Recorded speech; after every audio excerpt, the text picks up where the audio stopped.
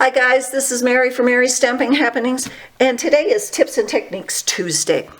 And I know a lot of people like organizational tips and stuff, so I'm going to show you how I'm organizing. Let's bring this up a little. How I'm organizing to travel in a travel trailer and bring all my stuff. So this is my box of in color stuff.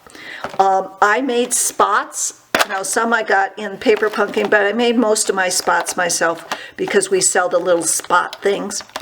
And I put in, each one has its own stamping dauber.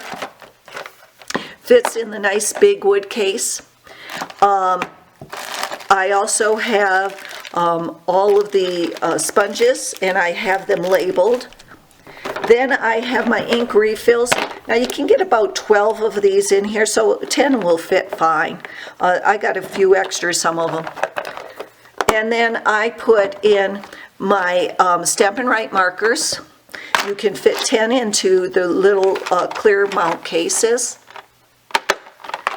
And then I put 10, I cut up 10 sheets of cardstock into card bases.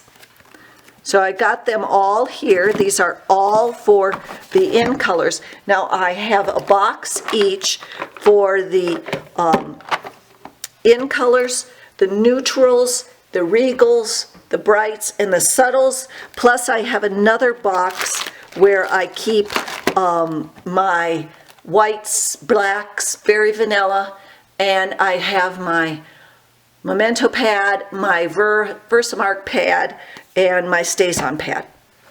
So I've got 6 of these that I carry with me, and hopefully that will last me, well, probably not a year, but close to it. I've got the refills and stuff like this. The things that I'll probably run out of are the cardstock. So I just wanted to say thanks for visiting and happy stamping. Bye-bye. Oh, follow me on YouTube, and all the information is down below. Bye-bye.